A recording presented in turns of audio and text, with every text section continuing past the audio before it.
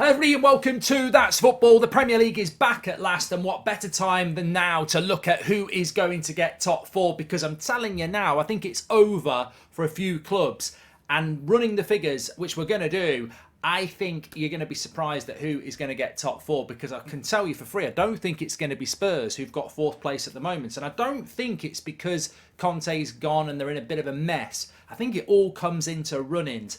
I'm going to give you the big clip straight away. If this goes wrong, it's going viral. But Manchester United will get top four, because based on the amount of games that are left, I just don't think that... I think it's impossible for Manchester United to not take enough points to get top four from where they are. And I'll explain why in a minute. But don't forget, Premier League is back this weekend, and we're starting it off with a banger. Watch along tomorrow lunchtime, 12:30, Liverpool at Manchester City. Huge game that's going to be, which I think Manchester City will probably win, because Liverpool are in the top four race. I think top four is going to be Man United, and then Arsenal, Man City, whoever wins the league, and there's one space up for grab. I'm going to dismiss Brighton straight away, because when you look at that league table, Brighton are definitely in a top four race. In fact, you could almost say that because Brighton have got 42 points, so are Brentford in a top four race. But Brighton have played 2 games less than Brentford.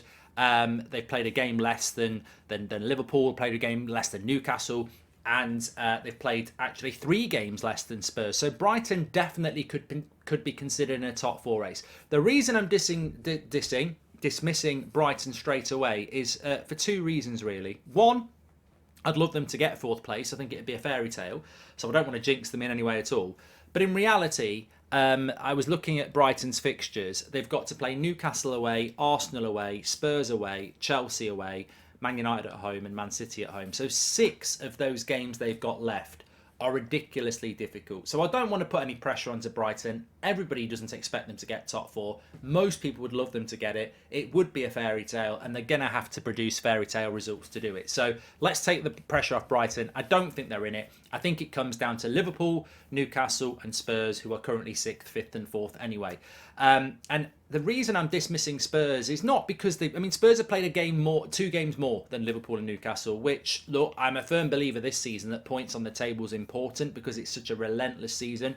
But I do think it will come back to bite Tottenham in the backside. Now, I'm predicting that with 10 games left and 30 points up for grabs, Spurs will only take 50% of those points. I think they'll actually take less than that. I've got them down coming with 14 points from their next 30. So I'm going to put Spurs on to 63 points, which will not be enough for top four. But we'll go through each candidates.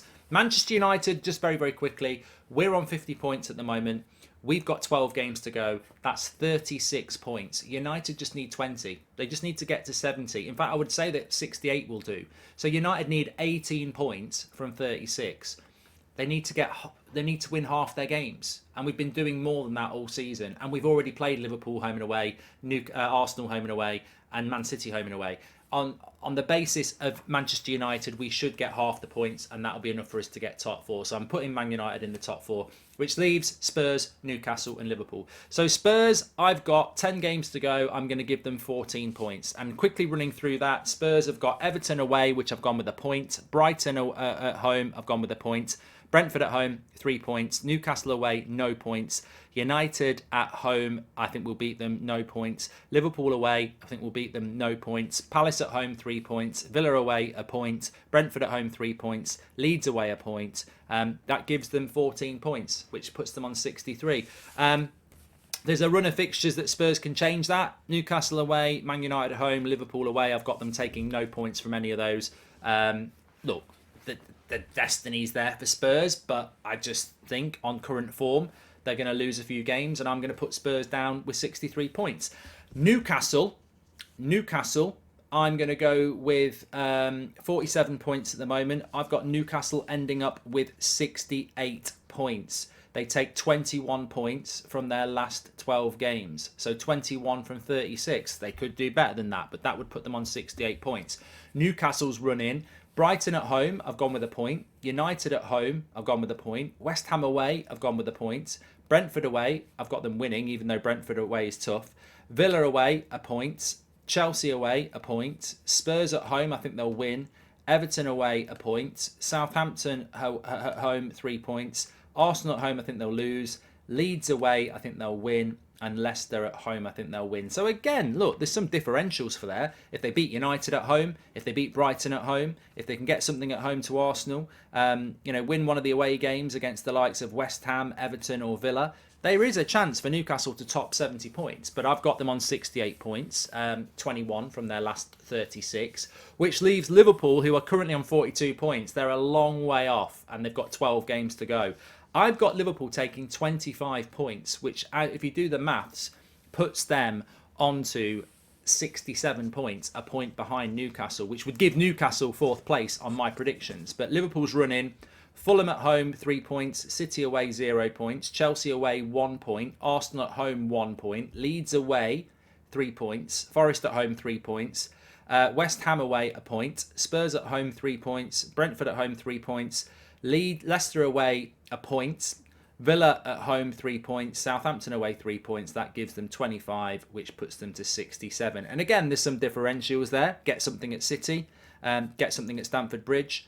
Arsenal at home, win that. Leicester away, win that. They can get more points, but that's what I've got. So my top 4 would look like this. Arsenal winning the league. Man City 2nd. Man United 3rd. And then you would have Newcastle on 68 points in 4th, with Liverpool on 67 points in 5th, and Spurs on 63 points in 6th. Interesting to see if that's actually what happens. There's differentials. It's very difficult to predict games when there are 12 to go and you've got such a competitive Premier League. In fact, I challenge anyone to get it. You've probably got some people putting Spurs on 70 and Liverpool on 60, and they might be right. This league is ridiculously difficult. I mean, basically anyone playing Everton, I'm saying it will be a draw. I'm fancying West Ham to start picking up draws as well, but conversely, everyone could go there and get 3 points, and it changes the system. I've got United drawing with Newcastle on Sunday. Newcastle win that. It takes a point for United away, and it gives Newcastle an extra 2. It's not impossible that United drop out of the top 4, but I don't think they will. I think United will comfortably exceed 70 points, and that will put them into 3rd. The battle for 4th place will be interesting. We are still very much, and I've always predicted Liverpool would get top 4. In fact, I think Liverpool will get top 4, but I'm just looking at it logically and doing the points. And I've sort of gone with form with Liverpool. Liverpool have got that potential to just kick into a gear where they take, and they win in a massive amount of games. But at the moment, you've got to be a little bit more realistic. So I've got Newcastle getting 4th, and Liverpool getting 5th, and Spurs getting 6th, and Brighton being the big unknown. I think it's over. I've put that in the title. I think it's over for the likes of Spurs. I just don't think their running is kind. I don't think the Brighton running is kind, and they're going to have to defy the odds on and really, for Brighton, go up from gear 5 to 6, and from Spurs go up from gear 2 to 5, which we haven't seen from Spurs. But maybe they will perform better without Conte. I don't know. But Spurs need to find something, because I think they are the vulnerable ones. They might have 4th at the moment, but they've got 2 less games and they've got some difficult fixtures. Newcastle, if they can find their early season form, I think it's looking good for them. If Liverpool can find any form, it's looking good for them. But I am going to go, based on those final games, on predicted scores. You've got Newcastle in at 4th. But as I said all season, I still think Liverpool can do it. So it's going to be really interesting. Get your comments in below. And don't forget, the Premier League is back. It's back. But I think it's over for Spurs top 4. And if they don't get top 4, I think it's over for Harry Kane at Spurs. So, there's big ramifications here. And it's all kicking off again tomorrow. So make sure you smash a like on the video and subscribe. And don't forget, the watch-alongs are back from tomorrow, 12:30. Man City against Liverpool. I'll see you there.